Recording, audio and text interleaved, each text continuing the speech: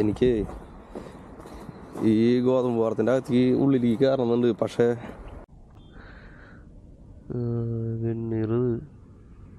കേരള സെ കേരള കേരള केरल हु का कहती है ना वो देख सकता है ना ठीक उधर गिर गिर रहा है ना उधर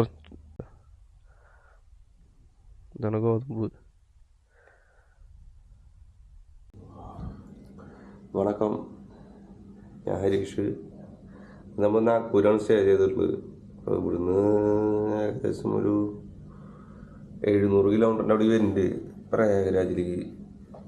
അപ്പോൾ അതിന് മുന്നായിട്ട് നമ്മളിവിടെ റിവ എന്ന് പറഞ്ഞ സ്ഥലത്ത് സ്റ്റേ ചെയ്യാനുള്ള പരിപാടി നോക്കുന്നുണ്ട്. എന്താണ് റൂമ്, കുഴപ്പമില്ല. നമ്മൾ റൂമിൽ നിന്ന് ഇറങ്ങി കുറച്ചിങ്ങനെ പോന്നു ഒരു 1 കിലോമീറ്ററിൻ്റെ അവിടേക്ക്. ഇപ്പോൾ ഇവിടെ കണ്ട മാർക്കറ്റാട്ടാ, അല്ലേ ഇവിടുത്തെ പച്ചക്കറി മാർക്കറ്റ്. നമുക്കിന്ന് ഇവിടുന്ന് 501 കിലോമീറ്ററാണ് കാണിക്കുന്നത്. എവിടെയാണെന്ന് അറിയാം, റിവേലിക്ക്. ഏകദേശം 8 മണിക്കൂർ ട്രാവലിംഗ് ടൈം കാണിക്കുന്നുണ്ട്. 5 മണിയാകുമ്പോൾ എത്തുന്ന കാണിക്കുന്നത്. അപ്പോൾ നമ്മളെ നിലയത്തുമ്പോൾ 5:30 6 മണിയാവും. 6 മണി കഴിയും. റിവേല് പറ്റിയ സ്റ്റേ അടിക്കാം. എന്നിട്ട് അവിടുന്ന് നാളെ രാവിലെ നേരത്തെ പ്രയാഗ്രാജ് പോകാം.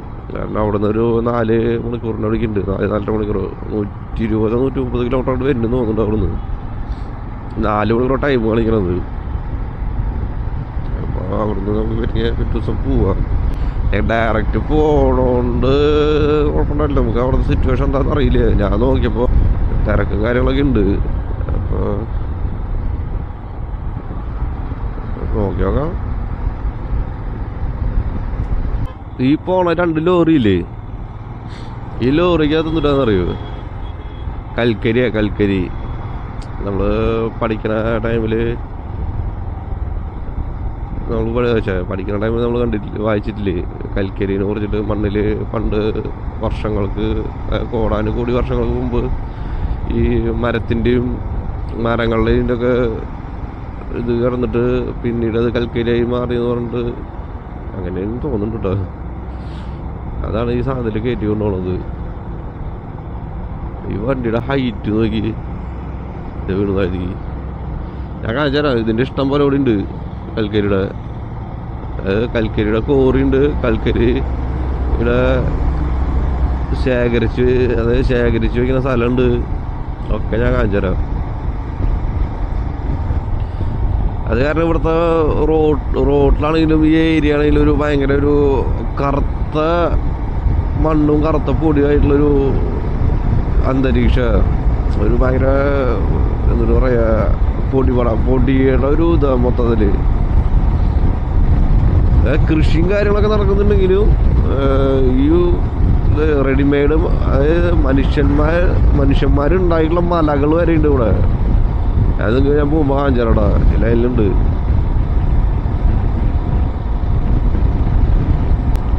മറ്റേത് ദാബകളെ കൊണ്ട് ശല്യമായിരുന്നു, ആകെ ദാബയായിരുന്നു. ദാബില് ജബൂല് ദാബുള്ളത് പറയുമ്പോഴേക്കും ദാബോന്നു. ഈ പോണ വണ്ടി ഇതൊക്കെ കൽക്കരിയേ, ഫുള്ളോട് കൽക്കരിയേ. അതിൻ്റെ ചേസേ ഭയങ്കരമായിട്ട് കനം കൂട്ടിയിരിക്കുക. പിന്നെ മെയിനായിട്ട് ഈ റോഡിൽ കൂടുതലും പോകണം ഞാൻ കാണുന്നത്, ഒന്ന് തെലുങ്കാന വണ്ടി, ഒന്ന് കർണാടക വണ്ടി, ഒന്ന് ആന്ധ്രാപ്രദേശ് വണ്ടി. ഈ 3 സ്റ്റേറ്റിലെ വണ്ടികളാണ് ഇതിൽ മെയിനായിട്ട് പോകുന്നത്. മഹാരാഷ്ട്ര വണ്ടിയാണ് കൂടുതൽ എനിക്ക് തോന്നുന്നത്. കർണാടക വണ്ടിയും തെലുങ്കാന വണ്ടിയാണ്. ഇതിൽ ഞാൻ കാണിച്ചാൽ ഇഷ്ടം പോലെ വണ്ടി പോകുന്നുണ്ട്. ഞാനേ ഈ സൈഡിൽ ഈ ഷീറ്റ് അടിച്ചിട്ടുള്ളതുണ്ട. ഇത് കുറേ ദൂരത്തേക്ക് ഇങ്ങനെ കാണാണ്ട് 2 സൈഡ് അടിച്ചിട്ടുണ്ട്. ഇതെന്തിനാന്ന് എനിക്ക് മനസ്സിലായിട്ടുണ്ടായിരുന്നില്ലേ. ഇപ്പോഴാണ് ഞാൻ നോക്കിയപ്പോൾ കാണുന്നത്. ശരിക്കും ഇത് ശരിക്കും ഫോറസ്റ്റിൻ്റെ നടുക്കൂടെയാണ് ഈ റോഡ് പോയിട്ടുള്ളത്. അപ്പോൾ മൃഗങ്ങൾ അങ്ങോട്ടും ഇങ്ങോട്ടും ക്രോസ് ചെയ്യാണ്ടിരിക്കാൻ വേണ്ടിയിട്ടാണ് ഈ ഷീറ്റ് ഇത്ര ഹൈറ്റിൽ. ഏകദേശം ഒരു 10 അടി ഹൈറ്റ് എന്തായാലും ഉണ്ടാവും. 10 അടി 11 അടി ഹൈറ്റിൽ രണ്ട് സൈഡും ഷീറ്റ് വെച്ച് മറച്ചിരിക്കുക.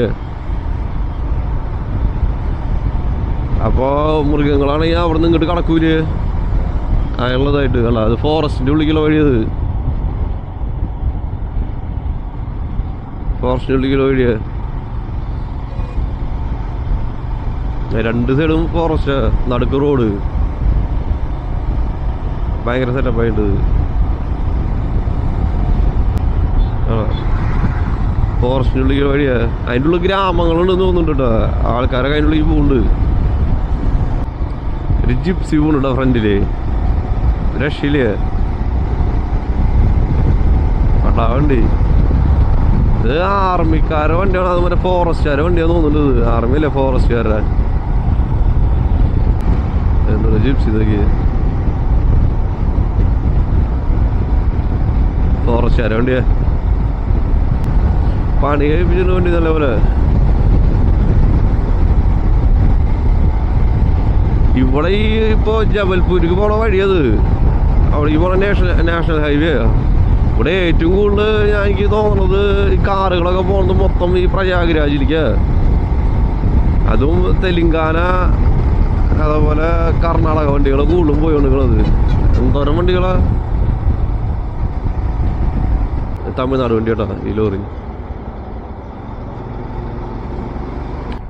ട്രാക്ടറിനോടൊക്കെ ഒരു ഇതിൽ മാത്രം 5 ട്രാക്ടർ, മൊത്തം 10 ഉണ്ട് ഇതിൽ മൊത്തം.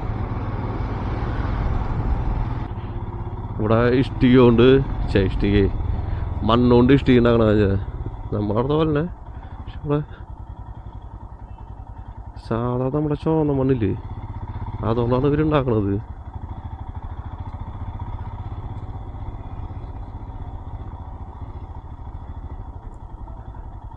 ഇഷ്ടിക ഉണ്ടാക്കണത് സാധാ മണ്ണാവുകൊണ്ട് കളിമണ്ണൊന്നുമല്ല കേട്ടോ. വെണ്ണീർ, ചാരം,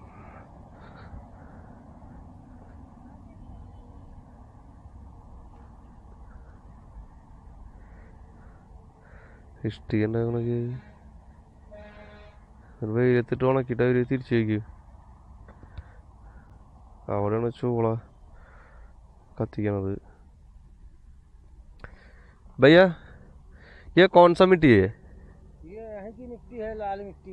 लाल मिट्टी है? हाँ, हमारे देश की जो लाल मिट्टी, काली भी है लाल भी। अच्छा, आप कहाँ रहते बड़े भाई? वो केरला। केरला? हाँ। इधर का है कि वो बाहर से आ रहा है ये? नहीं, ये तो बाहर से लाया है अभी।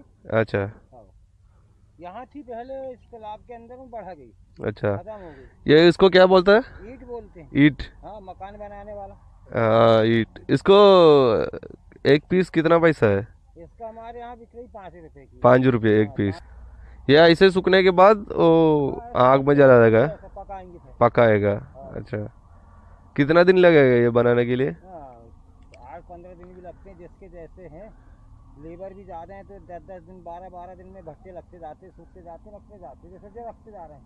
अच्छा, 500 रुपया 600 रुपया एक दिन? नहीं पड़ता है, 300-350 रुपये पड़ती है मजदूरी एक दिन। हाँ, 350 रुपये। हाँ, उससे ज़्यादा नहीं पड़ता। केरला से? केरला केरला കേരൾ. അവർ പറഞ്ഞത് ഒരു ദിവസത്തേക്ക്, ഒരു ദിവസമല്ല, ഒരു ദിവസം അവർക്ക് 350 രൂപയൊക്കെ ഉണ്ടാവുള്ളൂ എന്ന് കൂലി എന്ന് പറയാനായിട്ട്. ഭയങ്കര പണി കൂടുതലാണ്. പിന്നെ ചെറിയ ചക്കന്നൊക്കെ ഒരു ഇഷ്ടിക ഉണ്ടാക്കി കഴിഞ്ഞാൽ അവർക്ക് 5 രൂപ കിട്ടുന്ന ഒരു ഇഷ്ടികമ്മ. ഒരു 10-20,000 ഇഷ്ടിക ആയി കഴിഞ്ഞിട്ടുണ്ടെങ്കിൽ 12,000 20,000 ഇഷ്ടിക പണിത് കഴിഞ്ഞാൽ അവർ നേരെ ഈ ചൂളയിലിട്ടിട്ട് കത്തിക്കും. കണ്ട, അതിനാണ് ഇത് അതാണ് ഈ നെല്ലിൻ്റെ, ഗോതമ്പിൻ്റെ നെല്ലിൻ്റെ കൊണ്ട് മറ്റേ ഇതില്ലേ ആ വേസ്റ്റ്, അത് ആ സാധനം ഇട്ടിട്ട് കത്തിക്കും. ഒരു ഇഷ്ടികയായിട്ട് പുറത്തേക്ക് വരാൻ വേണ്ടിയിട്ട് 15 ദിവസം, 12 to 15 ദിവസം എടുക്കുന്നു പറഞ്ഞത്. അപ്പം അവർ രാവിലെ 5 മണിക്ക് വന്നു, എന്നിട്ട് മണ്ണൊക്കെ ഇതാക്കി സെറ്റാക്കി നടന്നതിന് ശേഷം കുറച്ച് കഴിഞ്ഞാൽ അവർ പോവും. അതുകഴിഞ്ഞിട്ട് വൈകിട്ട് ഒരു 5 മണിയാകുമ്പോൾ വീണ്ടും വരും, വെയിലാറി കഴിഞ്ഞാൽ. എന്നിട്ട് രാത്രി വരെ പണി ചെയ്യും. അപ്പോൾ അവർ പറയുന്നത് ഭയങ്കര പണി കൂടുതലാണ്, അതിനുള്ള ഇത് കുറവാന്ന് പറഞ്ഞു, പൈസ കുറവ്. ഇപ്പോൾ മണ്ണ് കിട്ടാനില്ല, മണ്ണിന് വില കൂടി, അങ്ങനത്തെ കാര്യങ്ങൾ പറഞ്ഞു. ഞാൻ ഒരു വിറകിട്ട് കത്തിക്കണ കാണാനില്ല, പക്ഷെ ആകെ ചാരപ്പൊടിയായിട്ട് കിടക്കണുണ്ട്. അത് നോക്കിയപ്പോൾ മറ്റേ സാധനം ഗോതമ്പിൻ്റെ ഇത് വരില്ലേ, അതിനെന്തൊന്നും പറയൂലോ, നെല്ലിൻ്റെ ഒക്കെ അതിട്ടിട്ടാണ് അവർ കത്തിക്കണതൊക്കെ. ഇഷ്ടികക്കളം. പിന്നെ എന്ത് കേസ് വെച്ചിട്ടുണ്ടെങ്കിൽ അത് നമ്മുടെ അവിടെ കളിമണ്ണിലുണ്ടാക്കുക ഇഷ്ടിക. ഇവിടെ കളിമണ്ണിലുണ്ടാക്കുമെന്ന് പറഞ്ഞു. കളിമണ്ണിലും പിന്നെ ചുവന്ന മണ്ണ്, അത് നമ്മുടെ സാധാരണ ചുവന്ന മണ്ണില്ലേ, അതിലാണ് അവർ ഇഷ്ടിക ഉണ്ടാക്കുന്നത്. മിക്സ് ചെയ്തെടുത്തിട്ട് ആദ്യം കുഴച്ച് അതിന് മറ്റേ അച്ചിലിട്ടിട്ട് ഇതായിട്ട് വെയിലെത്തിട്ട് ഉണക്ക ചെയ്യണത്. എന്നിട്ടാണ് അവർ ജസ്റ്റ് തുടങ്ങിയതിന് ശേഷം എടുത്തിട്ട് ഇതാക്കണത്. അത് 10-20,000 പീസ് ആവണമെന്നുണ്ടെങ്കിൽ അത്രയും പണിയെടുക്കണം. എന്തായാലേ 350 രൂപയ്ക്കാന്ന് പറഞ്ഞു ഒരു ദിവസം. ഇത് തമിഴ്നാട് വണ്ടിയാട്ടാ.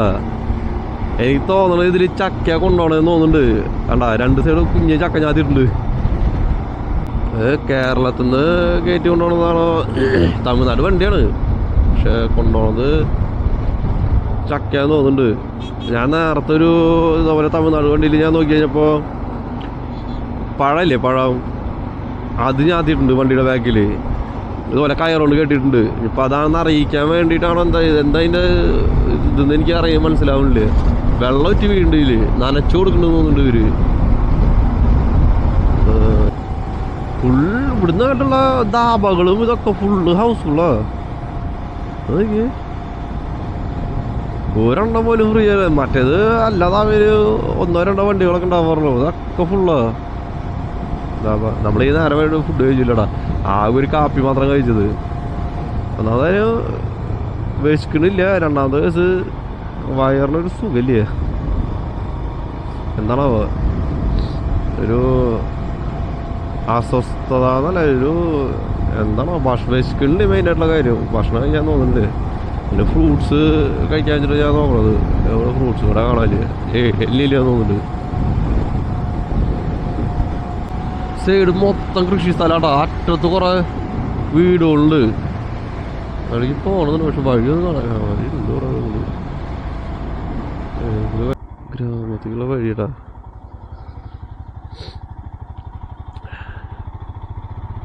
गेहूं का खेती है ना, वो देख सकते हैं ना। ठीक, उधर गिर गिर रहा है ना उधर गाँव। अच्छा ठीक, उधर जा सकते हैं ना. നമ്മളെ ചോദിച്ചില്ലെങ്കിൽ പണിവാളും, അതാണ് വിഷയം. ഗോതമ്പ് പാടാണ് മോനെ ഫുള്ള്. ഏതാ മൂട്, ഇതാണ് ഗോതമ്പ്. ഞാൻ ലൈഫിൽ ആദ്യമായിട്ട് കേട്ടാ ഇങ്ങനെ കാണുന്നത് ഗോതമ്പ്. ഫുള്ള് ഗോതമ്പ് പാടാ. എത്ര പോരാക്കറാന്ന് നോക്കി. ഇതൊക്കെ ഗോതമ്പ് പാടാ. ഇത് കാണണം മൊത്തം. മൊത്തം പൊട്ടിച്ചിട്ട് നമ്മളൊരിക്കലും നശിപ്പിക്കരുത്. ഒരെണ്ണം പൊട്ടിച്ച് നോക്കാം നമുക്ക് ഇന്ന്. വേണ്ട,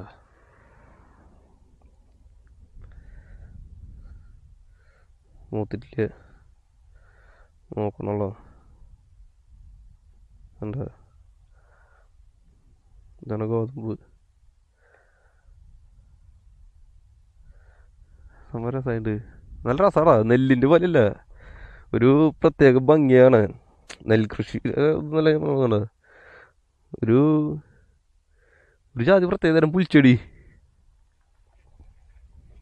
കുറേ ദൂരത്തേക്കുണ്ട്. എനിക്ക് ഈ ഗോതമ്പ് പാടത്തിൻ്റെ അകത്ത് ഉള്ളിലേക്ക് കയറുന്നുണ്ട്. പക്ഷേ ഇവർ കഷ്ടപ്പെട്ടിട്ട് ഇത് കൃഷി ചെയ്തുണ്ടാക്കണത്. നമ്മൾ ഇതിൻ്റെ ഉള്ളിൽ കയറിയിട്ട് ഒരു വീഡിയോയ്ക്ക് വേണ്ടിയിട്ട് അഭ്യാസം കാണിച്ചു കഴിഞ്ഞാൽ അത് മോശം. എനിക്ക്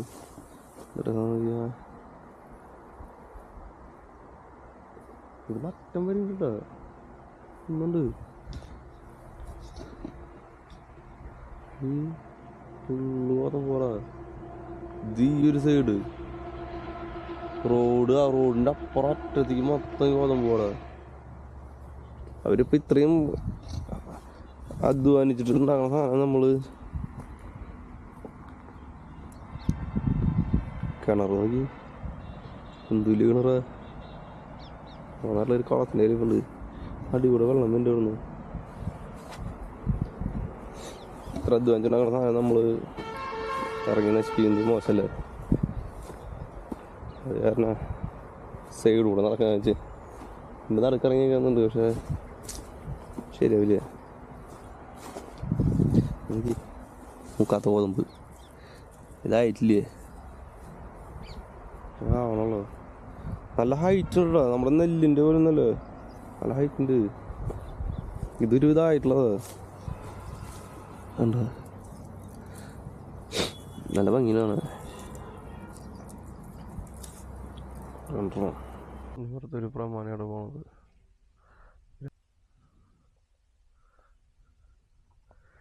ഡ്രസ്സിങ്ങിൻ്റെ വ്യത്യാസം കണ്ട